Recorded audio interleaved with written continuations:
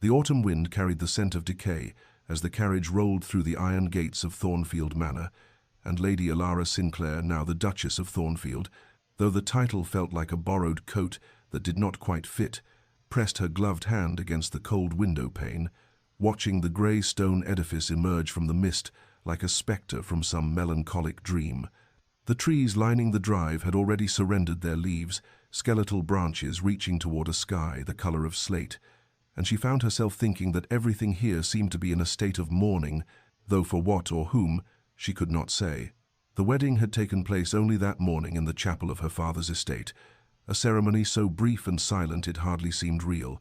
The Duke had spoken his vows in a voice devoid of inflection, had not met her eyes even once, had placed the ring upon her finger with hands that trembled, not with emotion, but with what appeared to be suppressed fury, or perhaps anguish. Now, as the carriage lurched to a stop before the manor's imposing entrance, Elara smoothed her travelling dress and reminded herself that she had entered this arrangement with open eyes, and that her family's debts had required this sacrifice, that she was a woman of 23 years and possessed the fortitude to endure whatever coldness awaited her within those walls. The Duke emerged first, his tall frame unfolding from the carriage with a grace that seemed at odds with the rigidity of his bearing, and he did not offer his hand to help her descend, did not even glance back to ensure she followed as he strode toward the entrance, where a line of servants stood assembled in the gathering dusk. Elara descended alone, her small trunk following behind, and made her way across the gravel drive with her chin raised, refusing to let her trepidation show. Inside, the manor was all dark wood and darker shadows, portraits of long-dead Thornfield staring down from the walls with expressions as forbidding as the current Duke's, and it was there, in the great hall, with its enormous fireplace crackling uselessly against the pervasive chill, that the Duke finally addressed her directly. "Mrs. Holloway will show you to your quarters," he said, his voice carrying the same emotional emptiness it had held during their vows, and when the elderly housekeeper stepped forward with something like pity in her eyes, Elara felt the first stirring of true unease. "Your Grace," Mrs. Holloway began carefully, "shall I prepare the Duchess's chambers?" The Duke's jaw tightened, a muscle jumping beneath the pale skin, and his grey eyes beautiful, Elara thought distantly, and utterly devoid of warmth, fixed on some point beyond her shoulder. "No," he said flatly. "The servants' wing, the small room overlooking the kitchen garden." The words fell into the hall like stones into still water, and Elara felt the shock of them ripple through her body, even as she maintained her composure, even as the servants shifted uncomfortably and averted their gazes. "The servants' quarters, Your Grace?" Mrs. Holloway echoed, clearly hoping she had misheard. "You will sleep in the servants' quarters," the Duke repeated, each word enunciated with cruel precision, and now his eyes did find Elara's, cold and challenging, as though daring her to object. "I trust that will be adequate for your needs, madam. If you require anything, you may inform Mrs. Holloway. I bid you good night." And with that, he turned and disappeared up the grand staircase, leaving Elara standing in the hall like an unwanted parcel, her hands clasped before her to hide their trembling, and her heart, a leaden weight in her chest, as the servants' whispers began to rise around her, like the autumn wind outside, full of pity and scandal, and something that might have been fear. But before our lover's fate is revealed, subscribe so you never miss a chapter of romance and scandal. Now, let's begin. The room was small and plain, tucked beneath the eaves in the oldest part of the manor, where the servants had lived for generations. And as Mrs. Holloway lit the single lamp with hands that shook slightly, whether from age or distress, Elara could not determine. The housekeeper's mouth worked as though she wished to speak, but could not find adequate words for such an unprecedented situation. "I am sorry, my lady," she finally managed, her weathered face creased with genuine anguish. "This is not right. His Grace, he was not always." But she trailed off, shaking her head, and Elara touched her arm gently, releasing her from the obligation of explanation. When the door closed and she was alone, Elara sank onto the narrow bed, so different from the grand canopied affair she had expected as a duchess, and allowed herself one moment of weakness, one silent tear that traced down her cheek before she wiped it away with fierce determination and rose to unpack her modest trunk. Through the thin walls, she could hear the kitchen staff below, their voices carrying upward through the floorboards, and though she knew eavesdropping was beneath her station, she found she could not help but listen as the cook's voice rose in indignant whisper. 3 years since Lady Catherine died, and still he punishes himself, and now this poor girl for crimes she never committed. Another voice, younger, responded, My aunt worked here before the tragedy. She said the Duke was different then, always laughing, always kind to the staff. Lady Catherine had that effect on him, brought out the warmth in him. But when she died, the voice dropped lower, and Ilara had to strain to hear. They say it haunts him still, what happened that night, that he blames himself, though it was nothing but a terrible accident.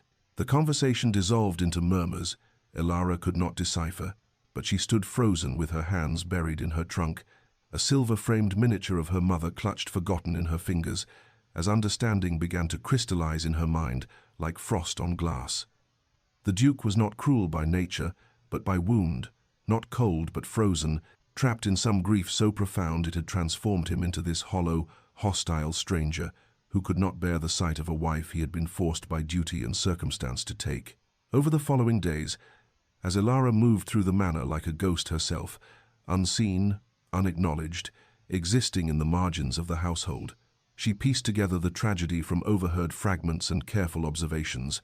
Lady Catherine Ashworth, beautiful and gentle, engaged to Duke Adrian when both were young and full of promise, had died 3 years prior on a winter's night, when her carriage overturned on the treacherous road from the village, and the Duke, who was to have met her that evening but had sent word to delay due to estate business, had been the one to find her broken body in the snow. The guilt, the servants whispered, had devoured him from within, had turned him into a man who walked through life, performing the motions of existence, but feeling nothing, wanting nothing, refusing connection, lest it lead once more to devastating loss.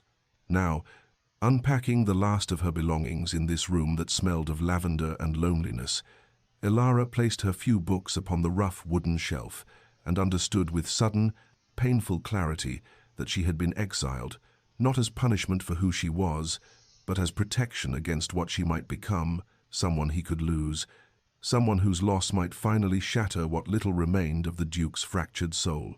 Sleep would not come, though Ilara lay still as stone in the narrow bed, listening to the manor settle around her like an ancient creature, easing its bones into rest, the creak of floorboards contracting in the autumn chill, the whisper of wind through cracks in the window pane, the distant ticking of a clock somewhere in the depths of the house marking each second of her exile with methodical precision. She had left the lamp burning low, unwilling to surrender completely to the darkness of this strange place, and its flickering light cast shadows that danced across the sloped ceiling like phantoms of all the servants who had slept in this room before her, dreaming their simple dreams of days off and sweethearts and lives unburdened by the weight of noble obligation. The house had fallen silent near midnight, the last footsteps fading, the last doors closing, until Ilara felt herself utterly alone in a way she had never experienced, even in the most solitary moments of her girlhood, and she was just beginning to drift toward an uneasy sleep when the scream shattered the stillness like glass exploding in a quiet room. She bolted upright, heart hammering against her ribs, every sense suddenly sharp and alert as the sound echoed through the corridors. Not a cry of physical pain, but something far worse, something primal and anguished, the sound of a soul in torment.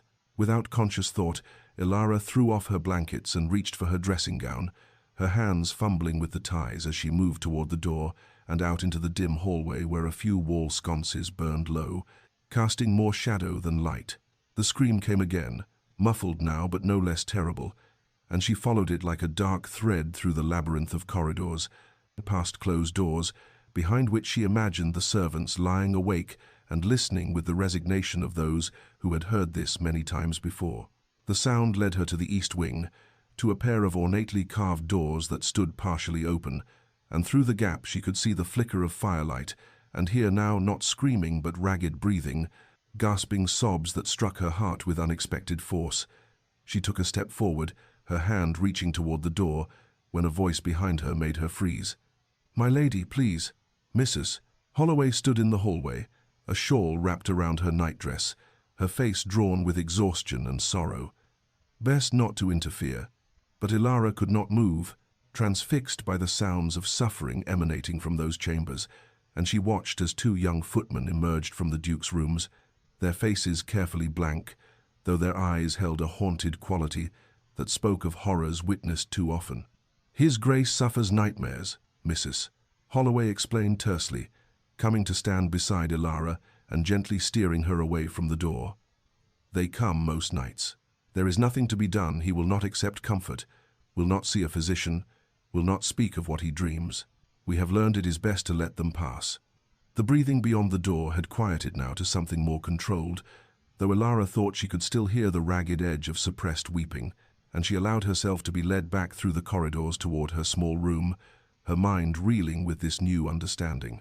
When she finally lay back in her bed, the lamp still burning, sleep remained as distant as ever, but now her wakefulness had a different quality, not the loneliness of exile, but a strange, aching compassion for the man who had banished her, the broken Duke who screamed in the darkness with no one to hold him, suffering alone in his grand chambers, while she lay alone in hers, both of them isolated by grief and duty, and the unbridgeable distance between what was and what might have been.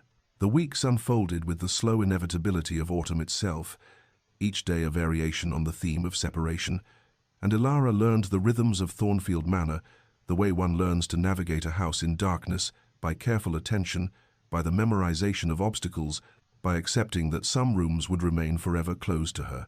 She took her meals in the small breakfast room off the kitchen, a space clearly meant for the housekeeper or upper servants, and though Mrs.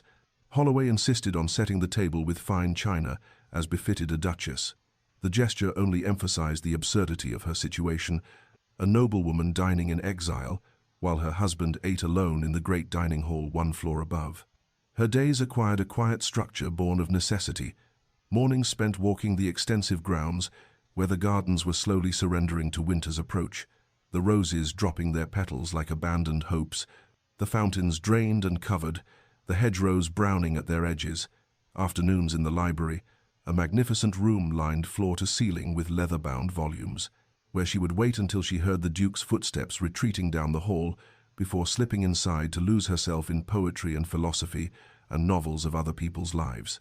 They passed each other occasionally in the corridors, these encounters unavoidable in a house they both inhabited, and each time Ilara would nod politely, would murmur "Your Grace" in acknowledgement, and each time the Duke would give the barest inclination of his head before moving past her, as though she were merely another piece of furniture, another portrait on the wall to be glanced at and forgotten. Yet she observed him despite his attempts at invisibility, could not help but notice the details that accumulated like fallen leaves. The way his hands trembled slightly when he reached for his coffee at breakfast. On the rare occasions their schedules overlapped, the haunted quality of his grey eyes that suggested sleepless nights and waking nightmares, the careful distance he maintained, not just from her but from everyone, even the loyal servants who had known him since childhood. She watched him from her window one morning as he stood in the garden staring at a particular rose bush, his posture so rigid it seemed he might shatter, and only later did she learn from the gardener that Lady Catherine had planted those roses the summer before she died. She saw how the household staff moved around him with exaggerated care, speaking in hushed tones when he was near, and she understood that his cruelty was not cruelty at all, but rather a fortress built stone by stone from grief and guilt, a wall meant to keep the world at bay so that he might never again feel the devastating pain of loss. The autumn deepened around them, November approaching with its promise of darker days and longer nights, and Ilara found herself no longer bitter about her banishment to the servants' quarters, but instead oddly grateful for it, for from this position on the margins she could observe without the burden of expectation, could begin to see past the Duke's frozen exterior to the suffering man beneath, could recognize in his careful isolation not rejection, but a terrible, misguided form of protection. He was not pushing her away because he hated her. She realized one afternoon as she watched him through the library window, standing alone in the dying garden, with his shoulders bowed beneath some invisible weight, but because he could not bear to let her close enough to lose. The storm arrived near midnight with the violence of something long suppressed, finally breaking free. Rain lashing against the windows in waves that sounded like handfuls of gravel thrown by an angry god, and Ilara woke from uneasy dreams to find her small room illuminated by intermittent flashes of lightning that turned the familiar shadows strange and menacing. She lay listening to the thunder roll across the moors, counting the seconds between flash and sound the way her mother had taught her as a child, and was just beginning to drift back towards sleep when the knocking came soft at first, almost tentative, then more insistent, a rhythm that seemed to carry within it some desperate urgency. For a moment she thought she had imagined it, that the storm was playing tricks with her senses, but then it came again, and she rose quickly, reaching for her dressing gown and tying it securely before moving to the door. Her mind racing through possibilities. Had something happened? Was there an emergency in the household? Had the storm caused some damage that required her attention despite her marginal status in this place? She pulled open the door and froze, her breath catching in her throat at the sight before her. The Duke stood in the dim corridor, his dark hair disheveled and falling across his forehead, his nightshirt open at the collar, revealing the pale column of his throat, and his eyes, those grey eyes that were usually so carefully shuttered, were wide and wild, with a terror so raw it seemed to strip away every defense he had constructed, leaving him exposed and vulnerable as a child woken from nightmare. He swayed slightly on his feet, and Ilara realized with a shock that pierced through her own confusion that he was not fully conscious. It was moving through some half-waking state where dream and reality blurred into one terrible landscape. "Catherine?" he whispered, his voice breaking on the name, and he reached toward her with a hand that trembled violently, his face transformed by such desperate hope and anguish that Ilara felt tears spring to her own eyes unbidden. "Catherine, I'm sorry. I'm so sorry, please." And then, like a man surfacing from deep water, awareness crashed back into his features, and she watched the exact moment when he recognized where he was, who she was, what he had done. The horror that flooded his expression was almost worse than the terror that had preceded it, a mortification so complete that he actually stumbled backward, his hand falling to his side as though he had been burned. "Your Grace," Ilara began, her voice gentle, wanting desperately to ease the shame she saw written across every line of his body, but he was already turning away, already fleeing down the corridor with his nightshirt billowing behind him like the wings of some wounded bird. "Wait," she called after him, stepping into the hallway, her hand outstretched though he was already too far to reach. "Please, wait."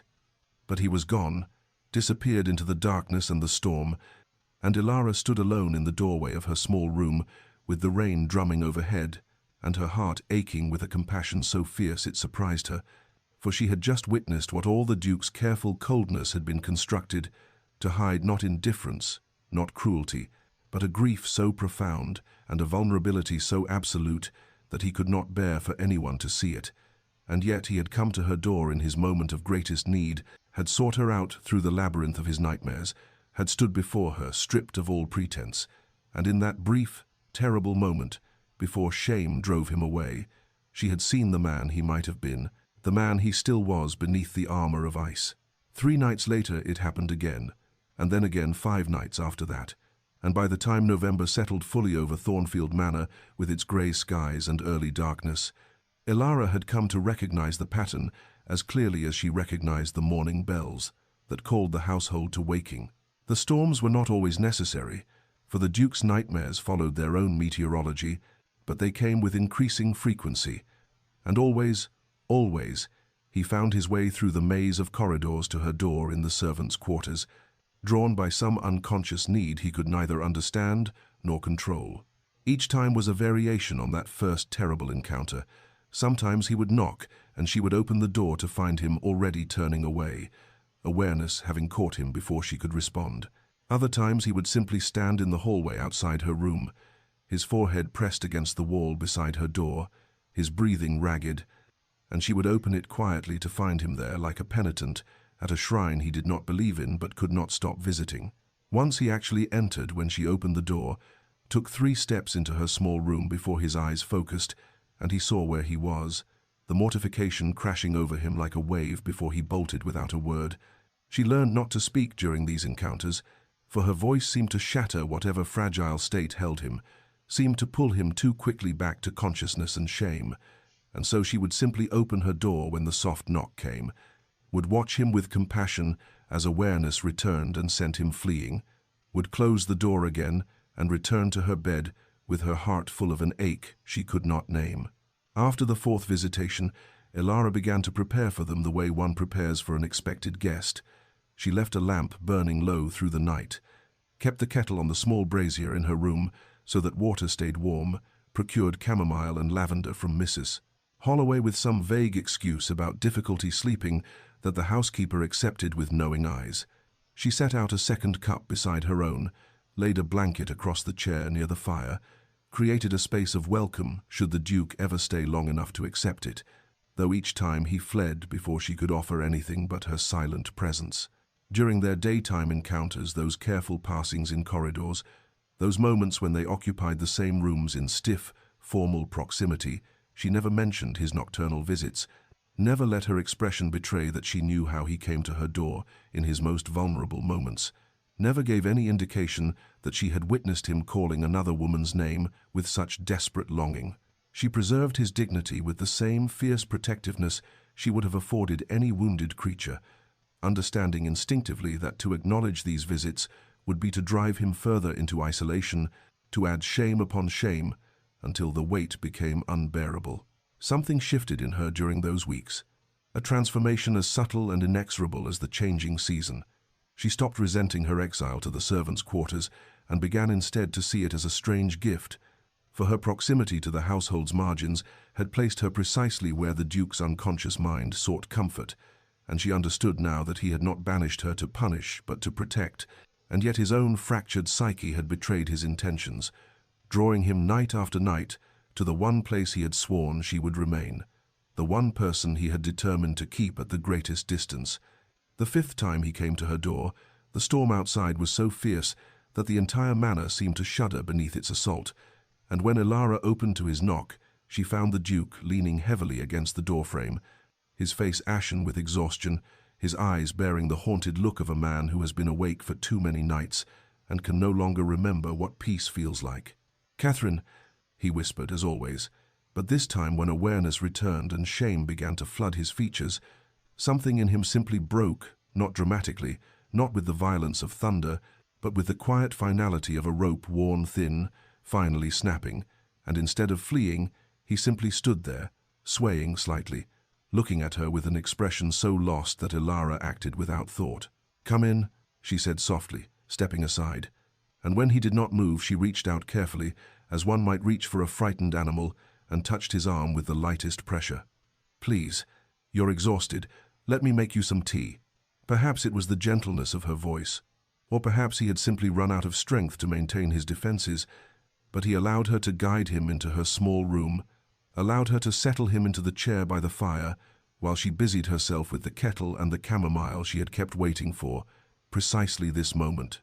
The storm raged against the windows, rain streaming down the glass in sheets, and in the lamplight the Duke looked almost ghostly, his dark hair plastered to his forehead, his hands gripping the arms of the chair as though he might float away without such anchor. She pressed the warm cup into his hands, and he took it automatically, and they sat in silence for a long moment. She on the edge of her narrow bed, he in the chair, the space between them charged with all the words that had never been spoken. "I dream of that night," he said finally, his voice rough and low, as though the words were being dragged from some deep place within him. "The night she died. I dream that I'm driving the carriage myself, that I can see the moment when the wheel catches on the ice, when everything begins to overturn, and I try to stop it but my hands won't move, my voice won't work, and I can only watch as she—" His voice broke, and he stared down into his cup, as though it might contain some answer to questions he could not articulate. "It was my fault. I was supposed to meet her that evening. She was coming from the village because I had sent word asking her to come, and if I had not, if I had simply gone to her instead, if I had waited one more day—" He stopped, shaking his head, and when he continued his words came haltingly, each one seeming to cost him something. "The nightmares never stop. I thought if I kept everyone away, if I refused to let anyone close, I could contain it, could keep the darkness from spreading to others. I thought isolation was protection. But the darkness follows anyway. It finds me every night. And now—" He looked up at her for the first time, really looked at her, and his grey eyes were raw with shame and confusion. "Now I come to your door, though I have no memory of walking here, no conscious thought of seeking you out, and I wake to find myself standing before you like some madman, calling for a ghost. I have treated you abominably. I have exiled you to servants' quarters, ignored you, made you unwelcome in what should be your home, and still you—" He gestured helplessly at the tea, at the lamp she kept burning, at the quiet acceptance in her face. Elara set down her own cup and leaned forward slightly, her voice steady and clear despite the emotions swelling in her chest. "You are not a madman. You are grieving, and grief does not follow rules or timelines or logic. You come to my door because some part of you knows you should not be alone in your suffering, even if your waking mind refuses to acknowledge it." She paused, choosing her words carefully. "I do not need you to apologize for your treatment of me. I need you to know that you are heard, that what you carry is real and heavy and deserves to be spoken aloud, not locked away where it festers in darkness." And in that small room with the storm raging outside and the lamp casting its gentle light, the Duke of Thornfield wept for the first time since Catherine's death, and for the first time in 3 years, felt the presence of another human being who did not try to fix him or tell him to move on, but simply bore witness to his pain with compassion that asked nothing in return. The change came not as a sudden thaw, but as the gradual softening of frost beneath tentative sunlight, barely perceptible at first, easy to dismiss as imagination or wishful thinking until the accumulated evidence became undeniable. It began 3 days after their conversation in her small room, when Elara entered the breakfast room to find the Duke already there, an unprecedented occurrence, as their schedules had been carefully, unconsciously arranged to avoid such overlap, and instead of rising to leave as she expected, he simply looked up from his newspaper, met her eyes for a fraction of a second, and inclined his head in the smallest of acknowledgments before returning to his reading. The gesture was minute, almost nothing, but it was something, and Elara felt it like warmth against her skin as she took her seat at the modest table. 2 mornings later, as she reached for the marmalade, his voice cut through the silence. "Did you sleep well, Lady Elara?" The question was stiff, formal, clearly unpracticed, but it was a question nonetheless, an acknowledgement of her existence beyond the peripheral, and she answered with equal care, "Well enough, thank you, Your Grace," and watched something like relief flicker across his features before the mask of reserve settled back into place. The following week brought more small offerings. He mentioned over breakfast that the main library was poorly heated, and perhaps she would prefer the smaller sitting room for her reading. He inquired, awkwardly, whether she had everything she required for her comfort. He suggested, with a diffidence that spoke of internal struggle, that she might use the main library whenever she wished, that her confinement to hours when he was absent had been unnecessarily cruel. The servants noticed these shifts with the acute awareness of those whose livelihoods depend on reading the moods of their masters, and Elara caught the knowing glances exchanged between footmen, the small smile that touched Mrs. Holloway's lips when the Duke asked the housekeeper to ensure Lady Elara had access to the conservatory, and the way the household staff began to treat her with a warmth that had been held carefully in reserve during the weeks of her exile. Mrs.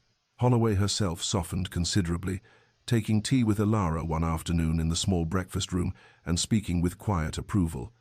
"You have been very patient with His Grace, my lady, more patient than many would have been. He is lucky to have someone who sees past the walls he builds." It was on a grey December afternoon, while wandering the portrait gallery in search of distraction from the relentless gloom outside, that Elara discovered the Duke standing motionless before a large canvas, and she knew, without being told, that this was Catherine, the woman whose ghost had haunted these halls for 3 years, whose name the Duke still called in his nightmares, whose death had transformed him from the warm, promising man the servants remembered into the hollow figure who now stood gazing at her painted face with an expression of such complex sorrow that Elara felt intrusive, simply witnessing it. She almost turned to leave, to grant him privacy in his grief, but something made her stay, made her walk quietly forward until she stood beside him in silence, 2 people looking at the image of a third who would never age, never change, forever young and lovely in her frame. The silence stretched between them, not uncomfortable but weighted with significance, and finally Elara spoke, her voice soft and without artifice. She was beautiful.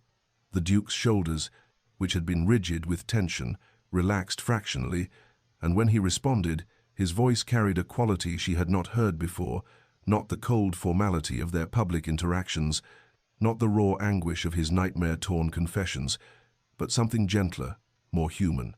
"She was kind," he said, and then, after a pause that seemed to contain both acknowledgement and apology, "like you."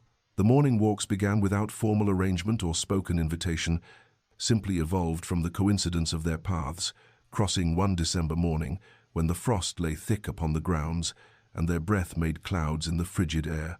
And the Duke, instead of nodding and continuing past as had become his recent custom, paused and said, "The East Gardens are quite beautiful at this hour, if you would care to see them." And Ilara, surprised but careful not to show it, replied that she would like that very much. They walked that first morning on opposite sides of the gravel path, the width of the walkway between them like a demilitarized zone, neither speaking beyond the occasional practical comment about the weather or the condition of the grounds, but there was something in the shared silence that felt less lonely than the solitary walks Ilara had grown accustomed to, and when they parted at the manor's entrance, the Duke inclined his head and said, "Perhaps tomorrow, if it does not rain," and she understood it was a question rather than a statement. The walks became ritual, occurring each morning that weather permitted and sometimes even when it did not, both of them apparently finding that cold and damp were preferable to isolation, and gradually, incrementally, the silence between them filled with words. The Duke would point out a particular oak tree and mention how he had climbed it as a boy and broken his arm falling from its branches, how his father had been furious but his mother had laughed while binding the fracture.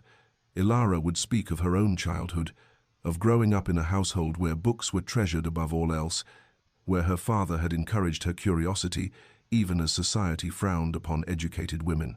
They shared memories like carefully wrapped gifts, testing whether the other would receive them with care or carelessness, and finding always that gentleness met gentleness, that vulnerability was honored rather than exploited. The Duke told her of the estate's history, pointing out the folly his grandfather had built for his grandmother, the walled garden his mother had designed, the meadow where the village held its harvest festivals in years gone by, and in these small sharings, Ilara began to see not just the isolated, grief-stricken man, but the layers beneath the boy who had loved this land, the young man who had dreamed of filling it with family and laughter, the broken soul who still, despite everything, tended it with devotion. And as the weeks passed and winter deepened, the physical distance between them gradually, almost imperceptibly lessened. They walked no longer on opposite sides of the path, but both on the same side, separated by several feet. Then those feet contracted to mere inches, and finally, on a morning when ice made the walkways treacherous, the Duke offered his arm with studied casualness, and Ilara took it with the same careful nonchalance, and they continued their walk as though this intimacy had always existed, as though the warmth of contact through layers of winter clothing was unremarkable rather than revolutionary. Neither acknowledged this shift, neither commented on how they now walked close enough that their shoulders occasionally brushed, how their steps had synchronized into a matched rhythm, how the silence between them had transformed from the emptiness of strangers into the comfortable quiet of two people who no longer needed words to communicate presence and acceptance, but both felt it, this subtle drawing together, this gradual collapse of the distance that grief and fear had erected between them. The library had become Ilara's refuge during the long afternoons, when the winter light failed early and the manor seemed to close in upon itself, and it was there on a particularly cold January evening that she found him, the Duke slumped in one of the leather wingback chairs near the fire, his head tilted at an angle that would surely cause pain upon waking, a leather-bound volume of Wordsworth lying open on the floor, where it had slipped from his relaxed fingers. The firelight played across his face, softening the harsh lines that grief and sleeplessness had carved there, and in repose he looked younger, more like the man he must have been before tragedy had aged him. Beyond his years, his dark lashes cast shadows on his cheeks, his mouth relaxed from its usual tight line, one hand fallen palm up on the chair's arm in an attitude of surrender. Ilara stood in the doorway for a long moment, debating whether to retreat and leave him to his rest, but the fire had burned low, and the room had taken on a distinct chill, and she could see the slight shiver that ran through his frame even in sleep, the way his body sought warmth it could not find. Moving with careful quietness, she crossed to the cabinet, where she knew blankets were kept. For precisely such purposes the library was notoriously difficult to heat. its high ceilings and large windows conspiring against comfort, and selected a thick woolen throw in deep burgundy. She approached the sleeping Duke with the same caution she had learned to employ during his nocturnal visits to her door, aware that any sudden movement might startle him into wakefulness and the inevitable withdrawal that would follow. And she was just settling the blanket across his shoulders when his eyes opened, grey and momentarily unfocused, with the disorientation of unexpected waking. For a heartbeat, they simply looked at each other, Elara frozen with her hands still adjusting the blanket's drape, Adrian blinking slowly as awareness returned, and he registered where he was, who she was, what was happening. "You were cold," she said simply, straightening but not stepping away, offering explanation without apology or embarrassment. He looked down at the blanket, at her hands that had just released it, and something moved across his face, surprise, perhaps, or confusion, or the beginning of something else entirely. "Why do you care?" The question emerged raw and unguarded, without the formal distance he usually maintained, and she could hear in it genuine bewilderment, as though kindness were a foreign concept he could no longer pass. "Because you're suffering," Elara answered, meeting his eyes with steady honesty, "and I cannot watch suffering and do nothing. It is not in my nature to turn away from pain, even when, especially when that pain belongs to someone who has tried very hard to convince the world he feels nothing at all." The words hung in the air between them, simple and devastating in their directness, and she watched something crack in his carefully constructed armor, watched his expression shift from bewilderment to something more vulnerable, more open. Not love. It was far too soon for love, but perhaps the first tentative possibility of it, the recognition that this woman before him saw him truly and did not recoil, that she had witnessed his worst moments and remained, that her compassion was not pity but respect, an acknowledgement of his humanity despite all his efforts to deny it. The invitation to dinner came via Mrs. Holloway, delivered with barely suppressed pleasure and a knowing glint in her eye. His Grace requested Lady Elara's presence in the dining room that evening at 8 o'clock, and would she be so kind as to join him for a proper meal? It was, Elara understood, the first time since her arrival at Thornfield Manor that such an invitation had been extended, the first acknowledgement that she was not merely an inconvenient obligation to be shuffled aside, but the Duchess of this house, his wife-in-law if not yet in practice, and she dressed with more care than usual, selecting a gown of deep emerald that brought out the warmth in her brown eyes, her hands trembling slightly as she fastened her mother's pearl necklace at her throat. The dining room was vast and formal, the table long enough to seat 30, but place settings had been arranged at one end, close enough for conversation, and the Duke rose when she entered, his movements stiff with nervousness, as he held her chair, a gesture of courtesy he had never before offered. They spoke little during the first courses, the silence occasionally broken by polite remarks about the food or careful observations about the weather, both of them navigating this new territory with the caution of diplomats treading through a minefield. But as the meal progressed and wine softened the edges of their mutual uncertainty, the conversation found easier rhythms, touched on books they had both read, places they had both visited, memories that did not include ghosts. It was over dessert, a delicate pear tart that Elara barely tasted, that the Duke set down his fork with deliberate precision, drew a breath as though preparing for battle, and spoke with a formality that barely concealed the emotion beneath. "I have instructed Mrs. Holloway to have your belongings moved to the Duchess's chambers, where you should have been from the beginning." The words fell into the space between them like stones into still water, and Elara felt her heart quicken as he continued, his voice growing rougher, thick with regret. "I was cruel. I was afraid. I'm still afraid. But—" He stopped, struggled, and she could see the war being waged behind his eyes, the desire to retreat warring with the determination to push forward, and finally he simply shook his head, unable or unwilling to complete the thought, but the unfinished sentence hung there pregnant with possibility. "Thank you," Elara said softly, seeing not just the practical gesture but the immense courage it had required, understanding that this man who had spent 3 years building walls was now, brick by painful brick, beginning to dismantle them. "I accept, with gratitude."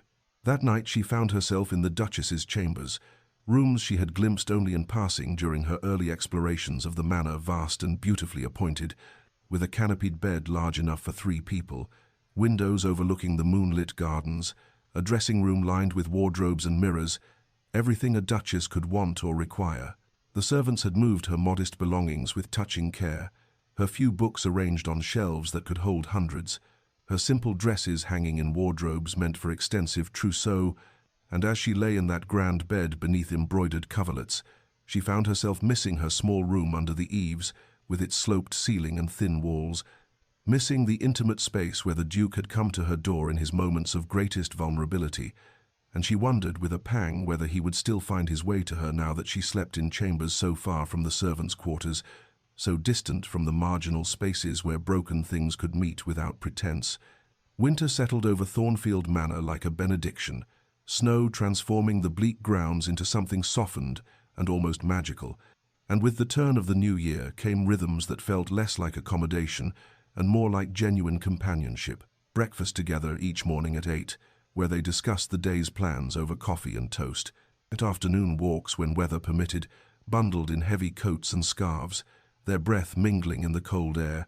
Evenings in the library, where they would read in comfortable proximity, occasionally sharing passages aloud or debating some point of philosophy or poetry. They were learning to inhabit the same spaces without the careful distance that had characterized those early weeks, learning that shared silence could be as intimate as conversation, that the simple presence of another person could transform a room from lonely to peaceful. Adrian smiled occasionally, now small expressions at first, barely more than a softening of his usual serious mien, but gradually becoming more frequent, more genuine, brief flashes of the man he must have been before grief had carved away his capacity for lightness. Ilara discovered that he possessed a dry wit that emerged unexpectedly, a subtle humor that caught her off guard and made her laugh in ways that seemed to surprise and please him equally. He began to ask her questions during their walks, genuine inquiries that went beyond politeness, about her family, her childhood, her favorite books and why they moved her, about her dreams for the future, what she hoped to accomplish, what brought her joy. She learned in turn about him through observation and conversation, discovered his surprising gentleness with the estate workers, the way he knew each tenant family by name and circumstance, how he could spend an hour discussing crop rotation with the farmers or listening to the gardener's theories about soil composition. She discovered his passion for astronomy, how on clear nights he would retreat to the observatory his grandfather had built and spend hours mapping the stars, finding in their distant patterns some comfort unavailable in earthly affairs. One evening, he invited her to join him there, and she stood shivering despite her cloak as he pointed out constellations, his voice taking on a quality of wonder as he spoke of infinite space and the smallness of human concerns beneath such vastness, and she understood that this was his way of managing grief by placing it in cosmic perspective, by reminding himself that pain, however intense, was merely one small note in an incomprehensibly large symphony. They were becoming friends, she realized one morning in late February as they walked through the snow-covered gardens, in their footsteps, the only marks in the fresh powder. Genuine friends who knew each other's wounds and habits and preferences, who could anticipate each other's thoughts, who had learned to read the subtle shifts in mood and expression that others might miss. Yet beneath this friendship ran an undercurrent of something else, something neither was quite ready to name or acknowledge. The way her heart quickened when he smiled at her, the way his hand would linger a fraction too long when helping her over icy patches, the way they had begun unconsciously to stand closer together and to seek out each other's company not from obligation but from genuine desire, to feel incomplete when circumstances forced them apart for a day. The nightmare came in March, during the last gasp of winter, when the cold seems most bitter because spring has been promised but not yet delivered, and Ilara woke not to knocking at her door but to the sound of screaming that carried through the corridors of Thornfield Manor with such raw anguish that she was out of bed and running before conscious thought could intervene, her feet bare on the cold floors, her nightgown billowing behind her as she navigated the familiar route to the Duke's chambers. She did not knock, did not pause at the threshold to consider propriety or permission, simply pushed through the heavy doors to find him thrashing in the great canopied bed, his face contorted with terror, his voice hoarse from screaming words she could not quite distinguish Catherine's name, apologies, desperate pleas that seemed torn from some deep place of unbearable guilt. Two servants hovered uncertainly in the doorway behind her, But Ilara waved them away and moved to the bedside, sitting carefully on the mattress's edge and reaching for his hand, which was clenched into a fist against his chest. "Adrian," she said firmly, using his given name for the first time, and when he did not respond, she said it again, louder, her other hand touching his shoulder with gentle pressure. "Adrian, wake up! You're dreaming! Wake up!" His eyes flew open, wild and unseeing, and for a terrible moment she thought he might strike out in his confusion, but then awareness crashed in, and he saw her, really saw her, and the terror in his expression transformed into something even more devastating: recognition, shame, and beneath it all, a desperate, drowning need. He was shaking violently, his entire body trembling as though with fever, and without hesitation Ilara moved closer, gathering his hand between both of hers, grounding him with her touch. "Tell me," she urged softly but firmly. "Tell me what you saw. Don't keep it locked inside where it festers. Tell me." And he did, the words tumbling out in broken fragments at first, then flowing like a dam finally breached. The whole terrible story of that winter night 3 years ago. How Catherine had been visiting her sister in the village. How he had sent word asking her to return that evening because he had something important to discuss. How he had waited for her in the drawing room with a ring in his pocket, planning to propose moving their wedding date forward because he could not bear to wait another 6 months. How the hours had passed and she had not arrived. How he had grown concerned and finally ventured out himself to find her carriage overturned on the icy road, the horses screaming in the darkness, Catherine's body lying impossibly still in the snow, her neck broken, her eyes open and staring at nothing. "If I had not sent for her," he said, his voice breaking, "if I had simply waited until morning, if I had been patient instead of eager, she would still be alive. I killed her with my impatience, my selfishness, or my need to have everything immediately." The tears came then, finally, after 3 years of frozen grief, streaming down his face as his breath came in ragged gasps. "And I am terrified, terrified that if I allow myself to care for you, if I let myself feel anything real, I will lose you too. And I cannot survive that loss again. I cannot." But Ilara was already holding him, pulling his head to her shoulder, her arms wrapping around his shaking frame as he broke completely, and she held him through the storm of grief that had been building for years, whispering against his hair that he was not alone, that she was here, that his fear was understandable but his guilt was undeserved, that loving carried risk, but that risk was what made us human.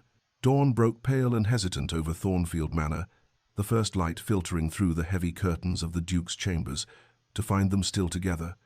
Ilara sitting against the headboard, with Adrian's head resting against her shoulder, her arms around him in a posture that would have scandalized anyone who witnessed it, though both were far beyond caring about propriety in this moment of raw honesty. She had felt him finally relax into exhausted sleep near 4 in the morning, his breathing evening out, his grip on her hand loosening, and she had remained motionless rather than risk waking him, and now as consciousness returned to him, she felt his body stiffen with awareness, felt embarrassment begin to flood through him as he registered their position, the intimacy of it, the vulnerability he had displayed. He pulled away carefully, sitting up and running a hand through his disheveled hair, unable to meet her eyes, and she could see him beginning to construct the familiar walls, to retreat behind formality and distance, and she refused to allow it. "Adrian," she said firmly, using his name again with deliberate intent, and when he still would not look at her, she reached out and gently touched his chin, turning his face toward hers. "What you showed me last night wasn't weakness, it was trust, and trust is the bravest thing a person can offer." He shook his head, his expression anguished, but she continued before he could speak. "You have spent 3 years believing that to feel is to invite destruction, that to open yourself to connection is to guarantee loss. But you trusted me enough to break in my presence, and that took more courage than any armor you've constructed."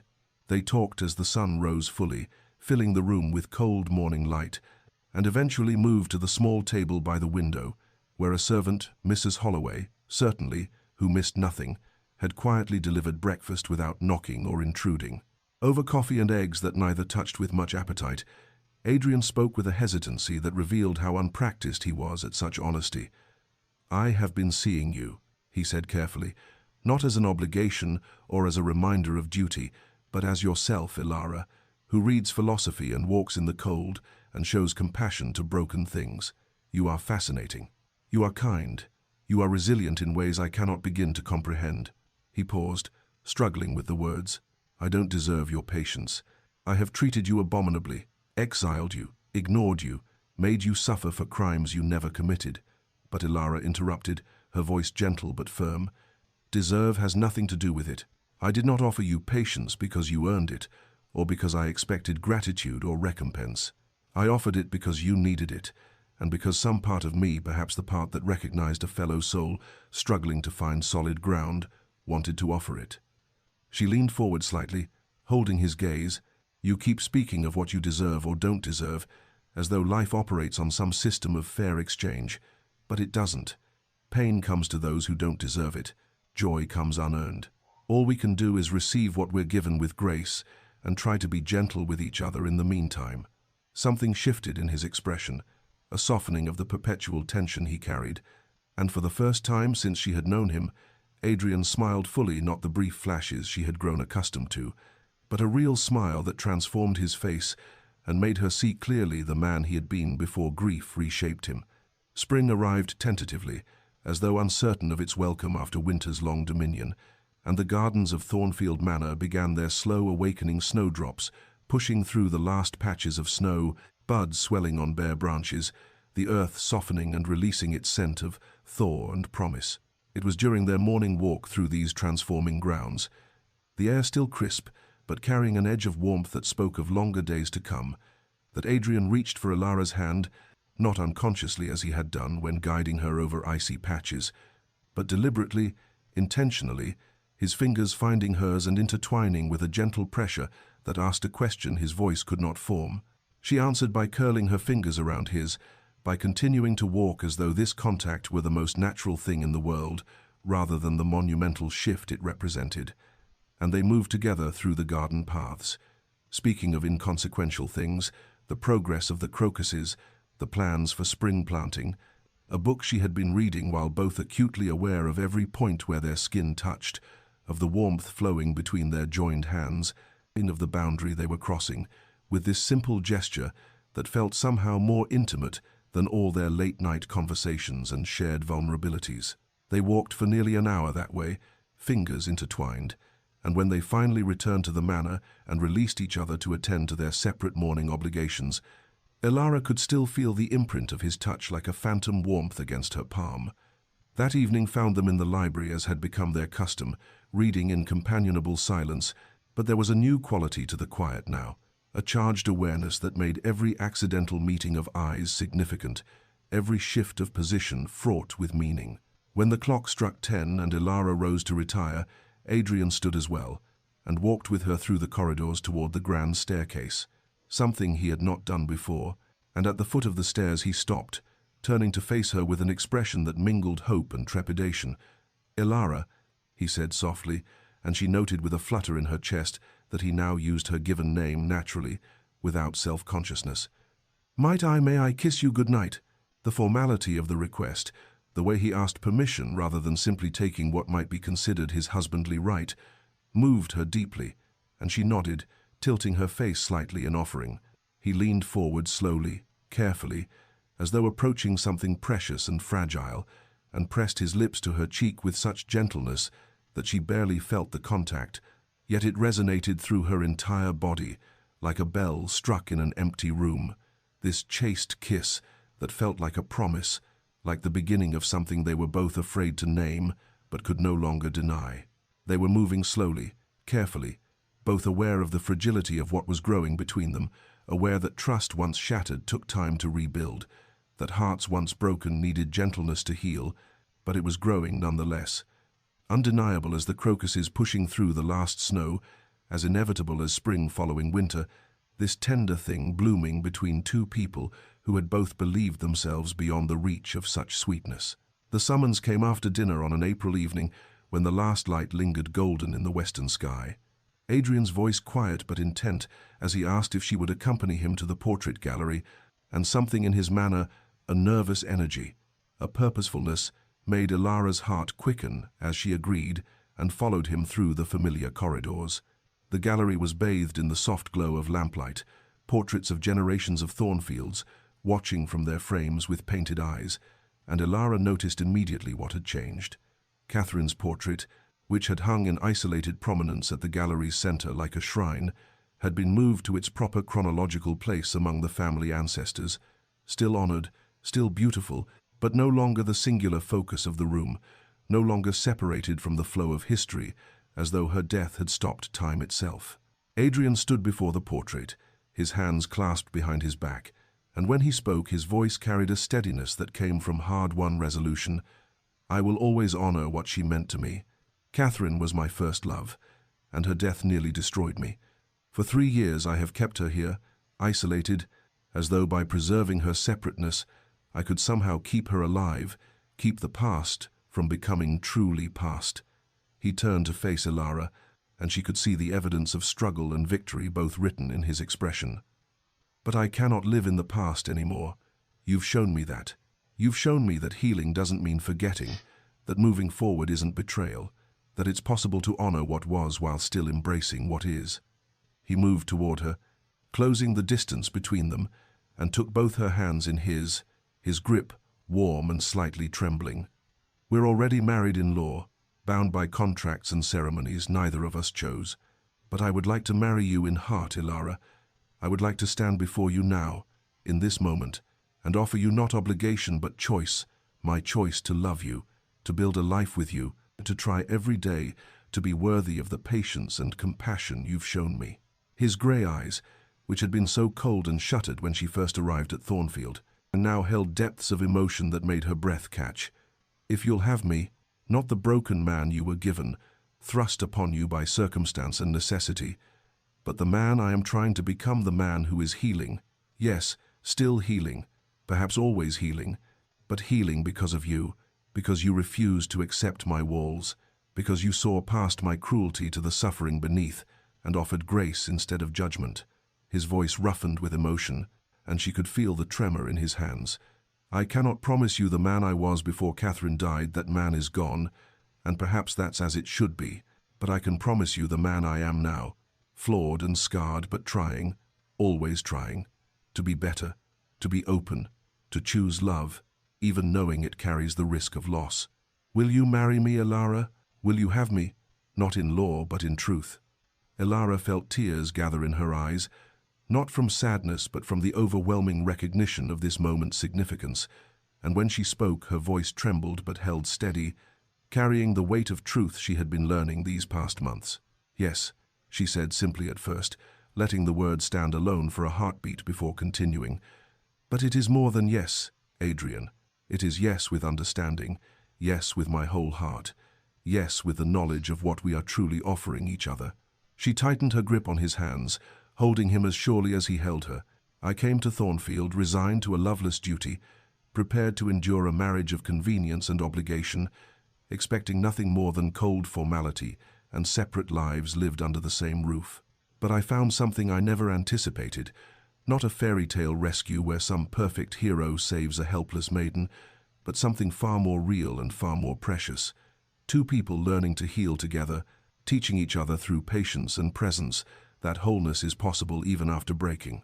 She paused, searching for the right words to convey what she needed him to understand. You think you are the only one being healed in this, that I am somehow whole while you are fractured, but that isn't true. You've healed me too, Adrian. You've shown me that strength isn't in never breaking, that courage isn't in maintaining a perfect facade, but in having the bravery to try again after loss, to remain open after pain, to choose vulnerability, even when every instinct screams for self-protection. You've taught me that the most profound human connections come not from presenting our best selves, but from allowing another person to witness our worst and discovering they don't turn away.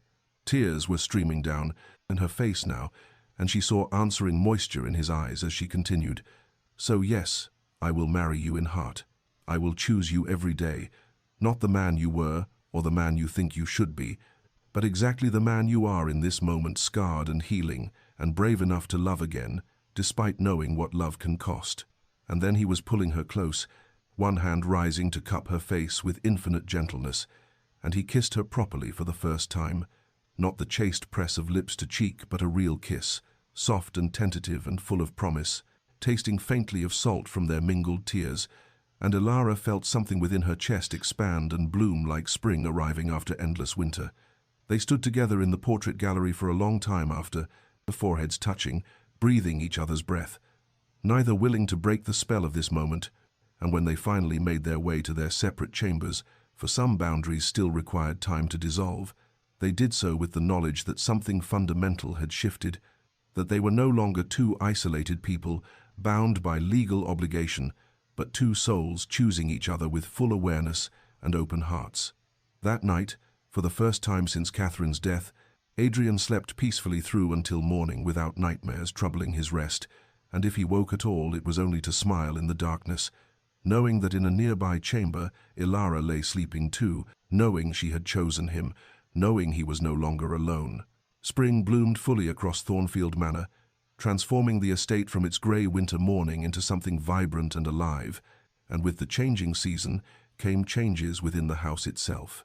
As Adrian began systematically opening rooms that had been closed since Catherine's death, drawing back curtains to let light flood into spaces that had languished in the darkness, instructing servants to remove Holland covers from furniture, ordering fires lit in hearths that had grown cold, until the manor itself seemed to breathe again after years of holding its breath. Laughter echoed in the halls now, startling at first in its unfamiliarity, then gradually becoming woven into the fabric of daily life. Elara's bright mirth at something Adrian said over breakfast, his low chuckle at her dry observations about the visiting vicar, the shared amusement that passed between them in glances and small smiles that needed no words. They hosted a small gathering in May, their first social event, inviting neighboring families for dinner and cards, and Elara watched Adrian move through the evening with a grace that spoke of the man he had once been charming, attentive, present in a way he had not been for years, and she heard the whispered remarks of their guests, the wonder at the Duke's transformation, the speculation about what magic the new Duchess had worked to bring him back from the shadows. But the true transformation happened in private moments, in the slow dissolution of boundaries that had kept them separate even after their hearts had joined, as they discovered each other not just emotionally, but physically, tentatively, with a sweetness born of patience and mutual respect that made every touch feel sacred. Adrian would take her hand and press kisses to her palm, her wrist, the inside of her elbow, mapping her with reverent attention, and she would trace the lines of his face, the scar on his shoulder from that childhood fall, learning the geography of him with tender curiosity. They moved toward full intimacy gradually, over weeks rather than rushing, each step negotiated through whispered questions and breathless assent, and when they finally came together completely, it was with a gentleness that brought tears to Elara's eyes, a joining that felt less like passion's fire and more like coming home after a long exile. Afterwards, as they lay tangled in sheets bathed in moonlight streaming through the Duchess's chamber windows, Adrian traced patterns on her bare shoulder and whispered against her skin. "You brought me back to life. I was a ghost haunting these halls, going through the motions of existence but feeling nothing, and you refused to accept my living death, insisted I was still human, still capable of healing, still worthy of love." He pressed a kiss to her temple, and she could feel him smiling. "I don't believe in divine providence or fate, but if I did, I would say you were sent to save me." Elara turned in his arms, meeting his eyes in the dim light. "We saved each other," she corrected gently, and knew it for truth.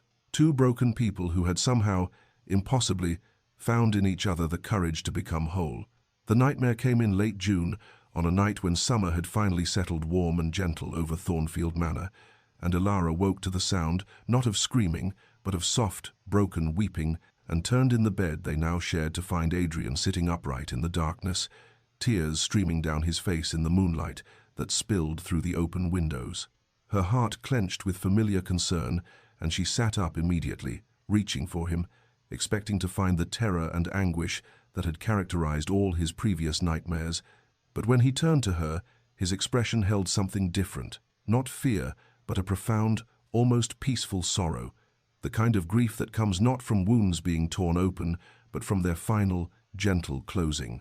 "I dreamed of Catherine," he said, his voice thick with tears but steady, and Elara prepared herself to offer comfort.